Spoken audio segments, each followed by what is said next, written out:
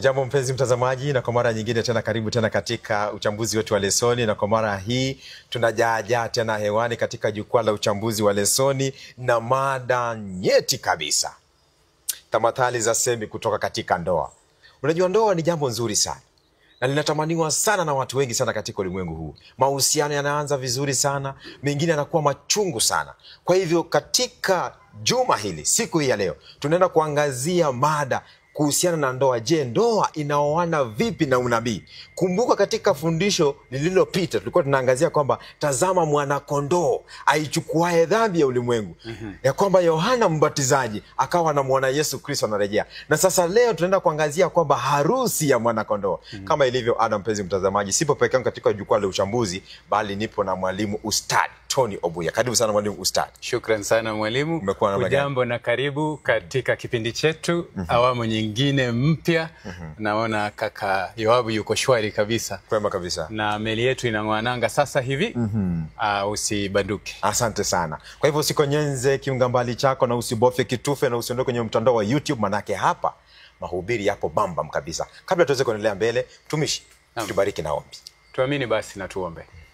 Mtakatifu Mungu Baba yetu, inagharimu Roho wako Mtakatifu kutupa uvuvio hivi kwamba tuweze kufafanua na kueleza inavyostahili ukweli wa neno lako.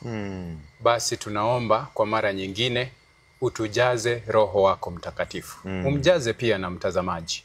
Hivi kwamba tutakapokuwa tukichanganua mambo haya yaweze kufikia kiwango ambacho tunaweza kuyafahamu, ya tuletee mabadiliko katika maisha yetu. Kuwa nasi tunapoanza hadi tamati, katika jina la Kristo Yesu tumeomba na kuamini. Amina. Asante sana. Amina. Tunashukuru sana mwalimu wangu. Kwa hivyo tunaanza na mada hii nzuri kabisa. Tunapozungumzia neno ndoa. Ndoa ni nini? Ndoa ni nini? Mwalimu wangu. Wajua wakati tunaoishi lazima ukuwe makini sana unaposema mambo ya ndoa, kwa sababu ni jambo ambalo watu wamekuwa na dhana potovu sana kuihusu. Lakini tunavyoweza kusema ndoa ni uhusiano tu kati ya mwanamume na mwanamke ambao wanaingia katika uhusiano kuwa mume na mkeo. Wanaishi pamoja kama mume na mke kwa maisha yao yote. Angalau kwa mujibu wa Biblia inavyosema.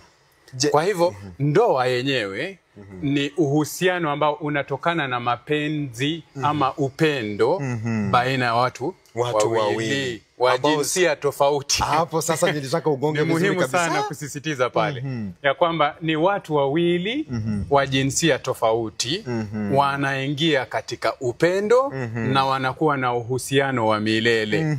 Na uhusiano wa kihalali, sio ule uhusiano wa kisirisiri. Si wa kisirisiri pale. Ni uhusiano wa kihalali ambao unafanywa bayana na watu wote wanajua yule ni mume na huyu ni mkeo. Kweli kabisa. Unajua tunaishi katika ulimwengu ambao umepotoka sana. Ndio kwa sababu mwandishi wa lesoni anazidi kutufundisha kwamba kumbe ndoa inapaswa kuhalalishwa. Na inahalalishwa wapi? Kanisani, hadharani. Kwa hivyo sasa tungepokea, ikiwa wewe ni kijana ambao unatutazama, kwa hivyo ni vyema kuhalalisha ndoa. Kwa hivyo katika juma hili mwalimu wangu, tunaangazia nini katika mchakato mzima wa fundisho la unabii? Tamathali za semi kutoka katika ndoa. Anaposema tamathali za semi kutoka katika ndoa, hivi anajaribu kusema namna gani? Maana kuna jamaa fulani nilipokuwa natembea akaniambia, bana we una roho ya kisongoro kwinyo. Sasa kabisa, kisongoro kwinyo ni roho gani hii? Kumbe alikuwa anaona una roho ngumu. Sasa anaposema kwamba tamathali za semi kutoka katika ndoa, anajaribu kumaanisha nini huyu? Tamathali za semi ni kama picha. Ni kama picha zinazoleta taswira ya asili yake.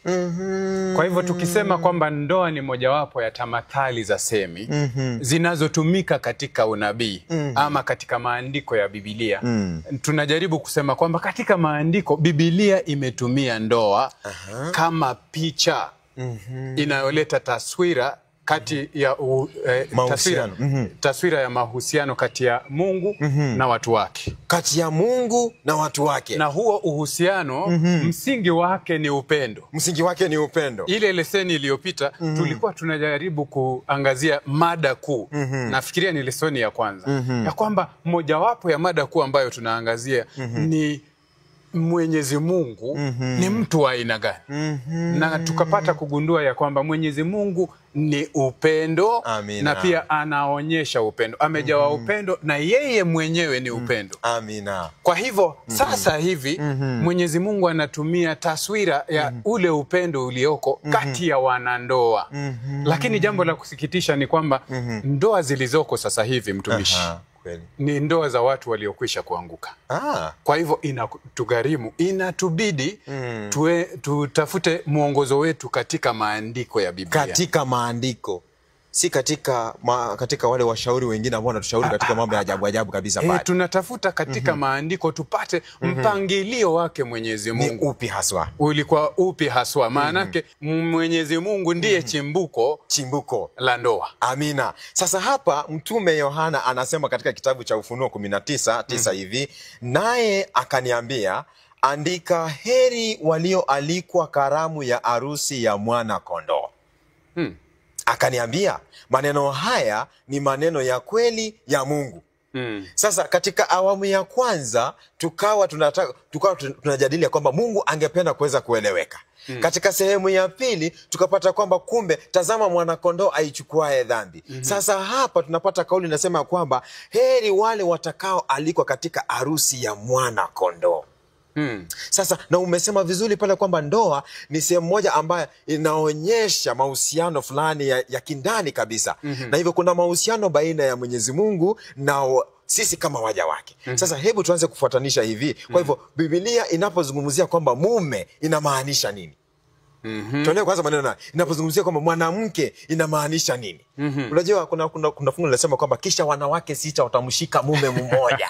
Kisha unajua inasema kwamba, kwa hivyo Biblia inasema kwamba ni wao wanawake 7. Inawezekana kweli? Kwa hivyo Biblia inaposema mwanamke inajaribu kurejelea nini? Biblia inaposema kwamba mume inajaribu kurejelea nini? Mwalimu, karibu. Kabla ya kuenda katika uchanganuzi wa kiundani, pengine labda tuangalie swala hili la ndoa. Manake leseni ya awali tulisema ya kwamba kuna mahali pa kuanzia. Kwa hivyo katika kitabu cha Mwanzo tunaweza kupata msingi dhabiti kuhusu ndoa. Mwanzo 2 fungu la 23 hadi fungu la 25. Mwanzo 2:23.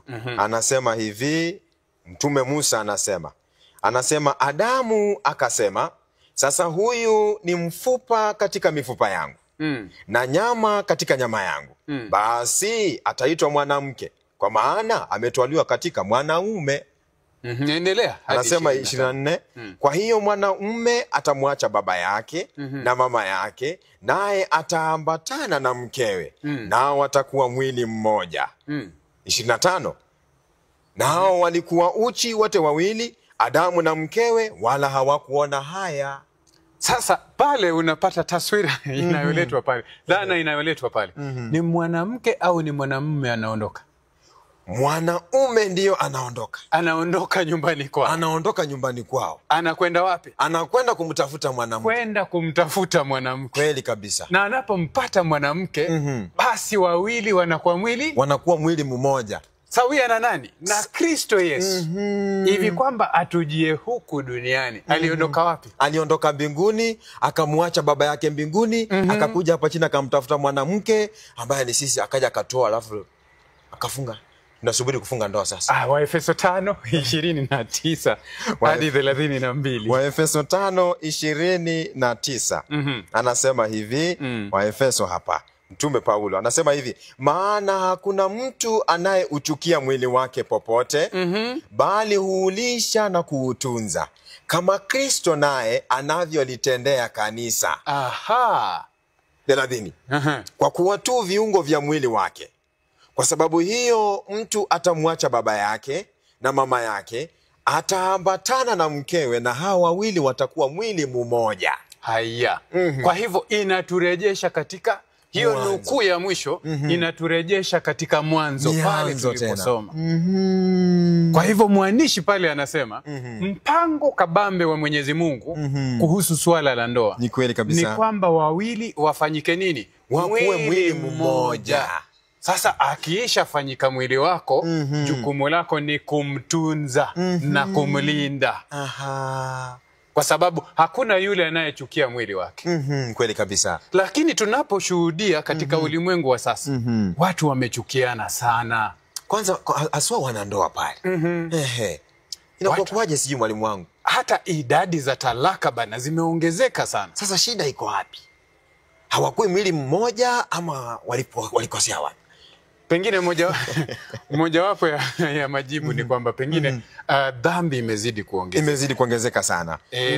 Na pia kuna fundisho ambalo tunapokea pale. Maanake hata Mafarisayo walipomkujia Yesu na kumuuliza kwa nini Musa katika sheria zake alikuwa anaruhusu kwamba tumpe talaka. Tumpe talaka.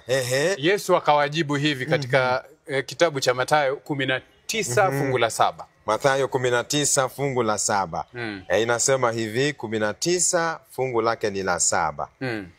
Anasema, wakamwambia, jinsi gani basi Musa aliamuru kumpa hati ya talaka na kumwacha? Akawaambia, Musa kwa sababu ya ugumu wa mioyo yenu aliwapa ruhusa kuwaacha wake zenu, lakini tangu mwanzo haikuwa hivi. Kwa hivyo Kristo anawarejesha katika mpango wa Mwenyezi Mungu tangu wapi? Tangu mwanzo. Yani anawaleta katika msingi wake. Anasema kwamba ndoa ni ishara ya uhusiano wangu nanyi watu wangu.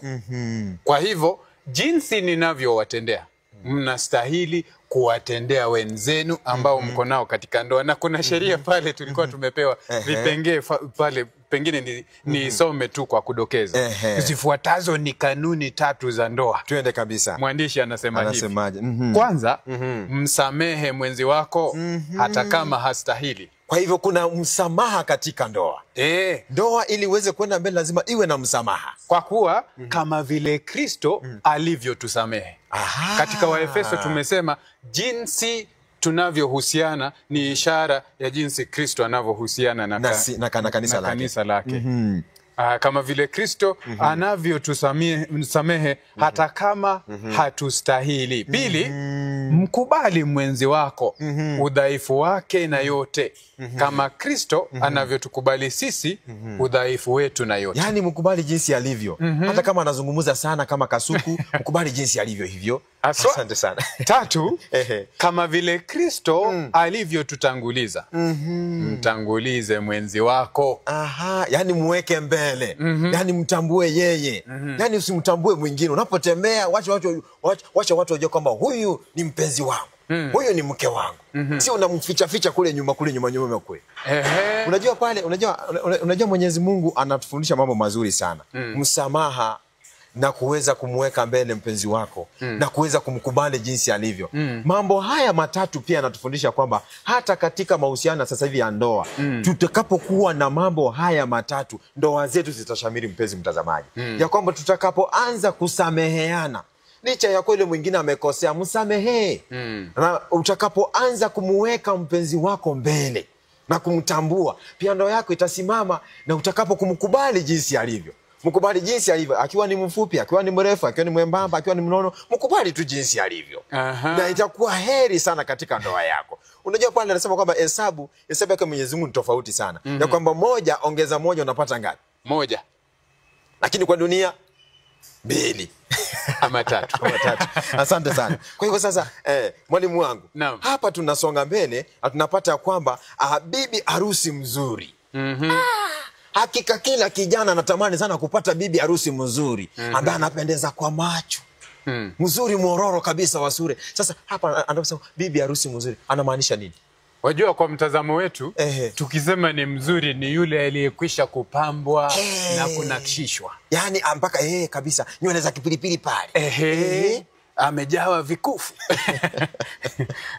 Lakini Mwenyezi Mungu ukisoma dhana ya nabii Ezekieli. Kisa hiki kwanza ulikuwa wimbo kwa wana wa Israeli. Ezekieli 16. Mwenyezi Mungu anapoeleza uhusiano wake kati yake na watu wake. Kweli kabisa. Umejua tulisema kwamba katika ile ile dhana tuliyokuwa tukielezea hapo awali ya kwamba mkubali jinsi alivyo. Kweli kabisa. Mwenyezi Mungu alipowapata watu wake, akieleza katika Ezekieli 16, anasema aliwapata katika hali mbaya zaidi. Mbaya sana. Hebu soma chanzo chao katika... Anasema hivi Ezekieli 16 mstari wake ni wa kwanza. Neno la Bwana likamjia tena kusema, mwanadamu, ujulishe Yerusalemu machukizo yake. Useme, Bwana Mungu auambia Yerusalemu hivi, asili yako na kuzaliwa kwako kwatoka katika nchi ya Mkanaani. Mwamori alikuwa baba yako na mama yako alikuwa Muhiti. Na katika habari za kuzaliwa kwako, siku ile uliozaliwa, kitovu chako hakikukatwa, wala hukuoshwa kwa maji usafishwe. Hukutiwa chumvi hata kidogo, wala hukutiwa katika nguo kabisa. Hapana jicho lililokuhurumia ili kukutendea lolote la mambo hayo kwa kukuhurumia. Shikilia pale mtumishi. Kwa hivyo huyu katika hali yake hakuwa katika hali ya kupendeza. Lakini Mwenyezi Mungu alipomuona akamhurumia, akamchukua jinsi alivyo, na akamtengeneza. Ukifika fungu la 14, alifikia kiwango kipi? 13:14 anasema hivi, anasema hivyo ulipambwa kwa dhahabu na fedha, na mavazi yako yalikuwa ya kitani safi, na hariri na kazi ya taraza. Ulikula unga mzuri na asali na mafuta. Nawe ulikuwa mzuri mno, ukafanikiwa hata kufikiria hali ya kifalme. 14. Sifa zako zikaenea kati ya mataifa kwa sababu ya uzuri wako, kwa maana ulikuwa mkamilifu kwa sababu ya utukufu wangu niliyokutia, asema Bwana Mungu. Kwa hivyo Mwenyezi Mungu amemchukua katika hali ya upweke. Hali ya kukataliwa mbali. Kweli kabisa. Hali ya kuonekana kama kwamba hata hastahili kutangamana na watu. Akampamba vizuri, akawa mzuri tena wa kupendeza. Na Mwenyezi Mungu anahitimisha kwa kusema kwamba alikuwa mzuri kutokana na nini? Wingi wa utukufu wa nani? Wa Mwenyezi Mungu. Kuna watu wengine, mtumishi, nikisema tu kwa uhuru, kuna watu wengine kabla ya kuingia katika ndoa hata mavazi bana. Mavazi yalikuwa yanatisha sana. Lakini sasa unapoingia anaanza kubadilika. Anaanza kuwa mzuri tena wa kupendeza, halafu anakusahau wewe ndio uliyemfanya kawa na mavazi mazuri pale. Hatari mwanangu. Mpenzi mtazamaji, unasikia hilo? Sasa Mwenyezi Mungu anaeleza kwamba nilimtengeneza, akafika katika hali ya nini? Hali ya kupendeza. Huo ni utukufu wa Mwenyezi Mungu, mpango wa Mwenyezi Mungu. Sasa pale mwalimu wangu anaposema kwamba nilikutengeneza nikakupamba, unajua mwingine pale anafikiria kwamba ni mtu halisia mapenzi ya ulimwenguni hapa. Anajaribu kumaanisha nini? Hapo awali tulieleza ya kwamba tunazungumzia uhusiano wa Mwenyezi Mungu na kanisa lake. Kwa hivyo kanisa limepambwa kwa dhahabu, yani imani safi. Dhahabu safi ni imani thabiti ya Kristo Yesu. Na kanisa ni mimi na wewe. Sisi waja wake Mungu. Kuna wengine wetu tuliokotwa katika mitaro. Tukiwa tunalewa chakari, tunalala mle ndani. Kabisa, kweli kabisa. Na Mwenyezi Mungu anaturejesha, akatuma wainjilisti, mpaka tunakuwa watu wenye akili timamu, watu wenye hekima. Halafu baada ya kujua jameni, mafungu mawili matatu, sasa tunaanza kumkimbia Mwenyezi Mungu. Jambo la kusikitisha sana. Inatisha sana mpenzi mtazamaji. Hebu fikiri mahali ambapo Mungu ameweza kukutoa jamani. Amekutoa mbali sana. Ulikuwa pengine na tabia fulani mbovu sana, lakini Mungu akajishusha, akaleta wahubiri wakakuhubiria na umeokolewa. Alafu amekufanya umekuwa mzuri, umeanza kupata sifa. Sasa umemsahau yule Mungu. Hivi mbona unamsahau Mungu? Kristo Yesu anakuhitaji. Sasa mwalimu wangu, hapa tunapata ya kwamba mke kahaba wa Hosea. Hivi leo nikikwambia kwamba uende wewe kahaba, utaoa? Ala. Kwa hivyo hivi Mungu alipomwambia kwamba Hosea nenda ukamuoe kahaba, ilikuwa jambo rahisi ama lilikuwa jambo gumu sana? Lilikuwa jambo gumu, na huenda ukajiuliza kwa nini Mwenyezi Mungu akasema jambo kama hili bana. Mwenyezi Mungu. Manake unakumbuka ile lesoni nyingine tulikuwa tunamwangazia Isaka na Rebeka. Pamoja na Rebeka. Lakini hapa Mwenyezi Mungu anamtuma nani? Anamtuma Hosea. Aende akamtafute Aende mnadani atafute mwanamke mkahaba. Moja kwa moja. Yaani uende hapa Kisumu utafute kahaba. Aende kule ndani kwenye madanguro amtafute kahaba kule. Ai, mtihani mgumu sana. Ezekieli 16 fungu la 15 linatuelekeza ni jinsi gani walipata kufikia kiwango hiki cha Mwenyezi Mungu kuangazia kama kahaba. Inasema hivi, hawa watu wake Mwenyezi Mungu. Lakini uliutumainia uzuri wako, ukafanya mambo ya kikahaba kwa sababu ya sifa zako. Ukamwaga mambo yako ya kikahaba juu ya kila mtu aliyepita ulikuwa wake. Kwa hivyo ule uzuri ambao Mwenyezi Mungu alimpamba nao akauchukulia kama kwamba ni wake, sio wa Mwenyezi Mungu. Naye akaanza kuegemea miungu mingine. Ndiposa akaitwa naye, akaitwa sasa kahaba. Akaitwa kahaba. Naye Mwenyezi Mungu analeta tamathali nyingine. Kwa kuwa sasa uhusiano umebadilika.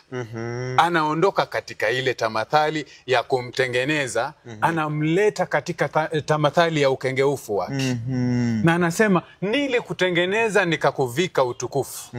Lakini wewe umeenda kule, umekuwa na jicho la nje, umefanya ukahaba na watu wengi. Naye anamueleza Hosea, nenda ukamchukue Goma ambaye ni kahaba, ukamlete nyumbani kwako. Mkewe Hosea anafanya ukahaba, lakini Hosea anafikiri, si nimpe talaka jamani, ni muache. Lakini Mwenyezi Mungu anamwambia, salia naye, salia naye. Kaa naye kwa saburi, ukamsubiri ukitumainia kwamba atakugeukia. Roho yake itakutamania sana. Kwa hivyo katika ule uchungu aliokuwa akihisi Hosea, kuna ishara, kuna taswira tunaletewa pale ya uchungu ambao Mwenyezi Mungu anauhisi pale tunapomwasi baada ya kututengeneza. Ni kweli kabisa. Lakini mwalimu wangu, unajua umezungumza hivyo na nimehisi kabisa. Hebu fikiri tu, unakuwa na mwanamke alafu anakukosea, hakui mwaminifu katika ndoa. Lakini hebu mtazame huyu mume ambaye ni Yesu Kristo. Anajishusha chini licha ya kuwa huyu ni kahaba. Anakubali kuja kukutafuta. Yaani Hosea anaenda paka pale mnadani, wanaanza kupiga bei, lazima ashindane mpaka aweze kushinda bei hapa. Yaani jambo hatari kabisa. Yaani unampigania huyu mpaka umpate kabisa. Hebu fikiria mpenzi mtazamaji, kwa kweli ni upendo wa aina gani? Ya kwamba jinsi ulivyo mchafu, jinsi ulivyo na mawazo machafu, jinsi umetenda dhambi mbaya, bado Kristo Yesu anakupenda. Naam. Ni upendo wa aina gani huu? Mwalimu wangu, tunamuona hapa mzee wake Mwenyezi Mungu, Nabii Ibrahim. Nabii huyu anaishi miaka, na baada ya kuishi miaka anafika, anaona kijana wake wa kipekee anaitwa Isaka. Anasema kwamba kijana huyu ninapomtazama misuli hapa, ninapotazama videvu hapa, ametosha kuweza kuleta jiko hapa. Ametosha kuoa. Kisha anamtafuta mtumishi wake Eliezeri, anamwambia kwamba nataka uende umchagulie huyu kijana wangu mpenzi mzuri sana, lakini si hapa kwa Wakanani, lakini kule nyumbani. Hivi mwalimu wangu, mbona unafikiria ni kwa nini Ibrahim aliamua kuweza kumtuma Eliezeri kuweza kwenda kumtafutia kijana wake mke kutoka kule kwao nyumbani? Mbona sio mataifa yaliyokuwa hapa? Mbona singeoa tu mabinti wa Kanani walikuwa pale wazuri, kwanza wanapendeza pale. Mwingine anaweza sema huyu Ibrahimu alikuwa na ubaguzi. Ubaguzi wa rangi, ubaguzi wa kabila. Wengine wanasema namna hiyo. Lakini hili swala lilikuwa swala la kiroho. Maanake walimwengu kwa wakati ule walikuwa wamemsahau Mwenyezi Mungu, isipokuwa Ibrahimu pamoja na jamii yake. Sasa akiangalia anaona hivi kwamba mwanangu asije akaingiliwa na mambo ya kiulimwengu. Nikamtafutie mchumba kwa wale watu ambao angalau wanamjua Mwenyezi Mungu. Ili kule kumfahamu Mwenyezi Mungu kusije kukafika mahali kukawa tashwishwi katika ndoa ya huyu mwanangu. Kwa hivyo sio ukabila, ni jambo tu la kiroho. Jambo la kiroho linahusika na mambo ya kiroho. Na hata siku hizi tunashauriwa kwamba inavyowezekana kabisa tafuta mtu ambaye ako katika imani yako. Yani kama wewe ni kijana na ungependa kujihusisha katika ndoa, mtafute binti ambaye ako katika imani moja. Na sasa sembuse wale ambao wamekwisha kuolewa na mabwana ambao si wa imani moja. Mwenyezi Mungu anawaambia namna gani pia? Je, kuna matumaini kwao ama hakuna matumaini kwao? Bila shaka kuna matumaini kwao. Maanake Paulo anawanenea katika kitabu cha Wakorinto. Kitabu cha Wakorinto. Pengine hatutakuwa na nafasi ya kuweza kusoma pale. Lakini Wakorinto wa kwanza 7 ukienda pale kuna mahali ambapo anasema Mungu hafurahii talaka. Hafurahii talaka kweli kabisa. Kwa hivyo anawaeleza tu zidi tu kukaa naye, huenda imani yako ikamuokoa yule. Lakini yule ambaye hajaingia katika ndoa afuata mwongozo mwafaka. Asante sana. Wa Mwenyezi Mungu. Ni kweli kabisa. Kwa hivyo tunaona ya kwamba Ibrahimu anatufundisha jambo la kipekee sana. Ya kwamba anapotaka kumteua mke kwa minajili ya kijana wake, anaenda kutafuta kule vizuri, ili asije akaleta tashwishi, yani ukorofi katika ndoa. Kwa hivyo tunapata kwamba nasi pia kama wana wake Mwenyezi Mungu, tunapoanza kuenda, mfano Konstantini, wakati ambapo kanisa liliweza kumruhusu Konstantini kuweza kuja kuanza kusuluhisha migogoro kanisani, kumbe kanisa likapoteza mwelekeo. Na ndipo tukapata sasa ibada ya Jumapili ikajitokeza pale. Na watu wakaiacha Sabato ambayo Mwenyezi Mungu kwa kinywa chake alikuwa ameagiza. Kwa jamani. Sasa huko ndiko kutenda ukahaba. Huko ndiko sasa kutenda ukahaba. Na Mwenyezi Mungu anatushauri ya kwamba tuwe waaminifu kwa yule tuliyeposwa kwake. Maanake Paulo anazungumzia kanisa katika Wakorinto wa pili, hii tutasoma. Wakorinto wa pili 11 fungu la 2. Wakorinto wa pili 11 fungu la 2. Anasema hivi, Wakorinto wa pili 11 fungu la 2. Fungu lake ni la 2. Kwa sababu ya wakati anasema, maana nawaonea wivu, wivu wa Mungu, kwa kuwa naliwaposea mume mmoja, ili nimletee Kristo bikira safi. 3. Wachilia pale. Pale. Kuna wivu pale, na ule wivu unalinganishwa na wivu wa ndoa. Maanake sisi waja wake Kristo Yesu tumefanyika kama bikira safi. Kwake nani? Kwake Mwenyezi Mungu. Kwake Mwenyezi Mungu. Kwa hivyo tukielekea katika ukahaba, kuna hukumu inayotujia. Na mojawapo ya njia ambazo tunaingia katika ukahaba ni jinsi ulivyoeleza. Kanisa kwenda kutafuta mashauri. Yani uko na mke wako pale, unaenda kutafuta watu majirani wa kushauri jinsi ya kusuluhisha mashida ya nyumbani kwako. Tatizo kubwa sana.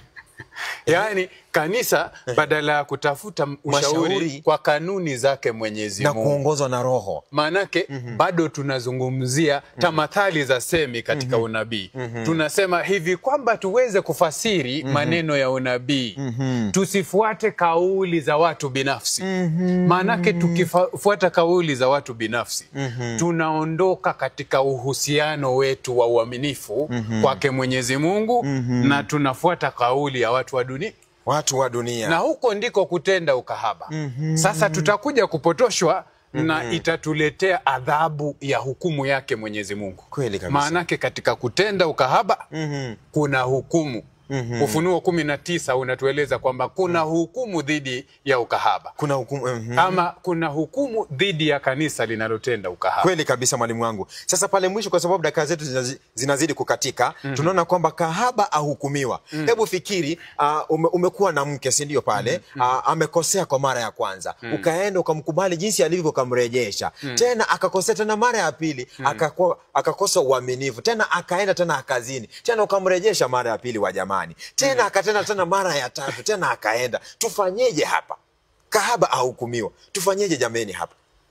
Mwenyezi Mungu anatueleza jambo ambalo ni la wazi, ya kwamba ijapokuwa tumeanguka katika dhambi, anaonyesha saburi yake kwetu. Ya kwamba bado anatuzidishia nini? Neema yake. Kusudi ya kutuletea na kutuzidishia neema yake ni kwamba turejee katika maisha ya toba. Kweli kabisa. Wale wanaorejea katika maisha ya toba wanaalikwa katika harusi ya mwana kondoo, jinsi tulivyosoma katika fungu la kukariri. Na ile harusi Ufunuo 21 fungu la 1 hadi fungu la 4. Ufunuo 21 fungu la jambo la kupendeza kupendeza sana. Sisi, yani mimi pamoja nawe, tumealikwa katika harusi takatifu ya mwana kondoo. Inasema hivi, kisha nikaona mbingu mpya na nchi mpya. Kwa maana mbingu za kwanza na nchi ya kwanza zimekwisha kupita, wala hapana bahari tena. Nami nikauona mji ule mtakatifu, Yerusalemu mpya, ukishuka kutoka mbinguni kwa Mungu, umewekwa tayari kama bibi harusi aliyekwisha kupambwa kwa mumewe. Nikasikia sauti kubwa kutoka katika kile kiti cha enzi ikisema, tazama, maskani ya Mungu ni pamoja na wanadamu, naye atafanya maskani yake pamoja nao. Nao watakuwa watu wake, naye Mungu mwenyewe atakuwa pamoja nao. Mstari wake wa 4, naye atafuta kila chozi katika macho yao, wala mauti haitakuwapo tena, wala maombolezo, wala kilio, wala maumivu hayatakuwapo tena, kwa kuwa mambo ya kwanza yamekwisha kupita. Kwa hivyo tamathali iko pale. Mwisho wa mambo yote, Mungu yaondoka mbinguni, anakuja duniani, kule aliko mkewe, kule aliko mchumba wake wa kupendeza, na anafanya maskani pamoja nao. Yani mwanamume kaondoka kule, akaja, wakawa pamoja na mkewe. Amina. Asante sana mpenzi mtazamaji, katika mada ambayo tumekuwa tukiongezea katika juma hili, tumeweza kupata kumbe ni vema kuwa mwaminifu katika ndoa. Na pia ni vema kuweza kuwa Mkristo mwaminifu wa jamani. Manake bwana harusi karibu anarejea, na anakuja kuchukua mwanamke wake aliye mwaminifu. Je, atakupata wapi? Hebu jiulize swali hilo. Maana katika unabii mwanamke ni kanisa, na kanisa ni mimi na wewe. Na hivyo atakapokuja bwana harusi Kristo Yesu, atakupata ukiwa wapi? Utakapozidi kuwa mgumu, kuzidi kuendelea katika dhambi, roho yake itachoka na wewe na itakuacha, na utakosa uzima wa milele. Badili maisha yako siku ya leo. Mpatie Yesu maisha yako siku ya leo. Mungu akubariki sana. Mpaka tena katika juma lijalo tuweze kukutana katika lesoni hii. Mungu abaki pamoja na wewe. Mwalimu wangu, tubariki na ombi la mwisho. Tuamini na tuombe. Mtakatifu Mungu Baba, ni tamathali ya aina yake, uhusiano baina yako na watu wako. Kwa kweli unahitaji uaminifu kwa watu wako. Lakini jinsi ulivyotuonyesha katika kisa cha Hosea na mkewe, sisi ni watu ambao mara kwa mara tunakukimbia na kuingia katika maovu. Lakini bado unazidi kutuonyesha upendo wako kwa kutuonyesha saburi, kwa kutuzidishia neema. Hebu na hiyo neema yako itupe nguvu ya kuepukana na maovu na kuyashikilia yale yaliyomema, tukiuegemea ufalme wako ambao umewadia. Na utakaporejea, sote tupatikane. Utuongoze na utulinde hadi kipindi kijacho. Ombi letu kwa imani katika jina la Kristo Yesu mkombozi wetu. Amina. Amina. Amina. Amina.